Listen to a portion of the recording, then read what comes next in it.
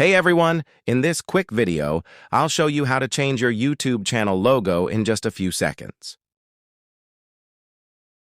First, open YouTube and tap on your profile picture in the top right corner. Next, tap YouTube Studio. This will take you to your channel settings. Now go to Customization from the left menu, then select the Branding tab. Click Change under the profile picture. Choose your new logo or photo, and hit Save. Done. Easy, right?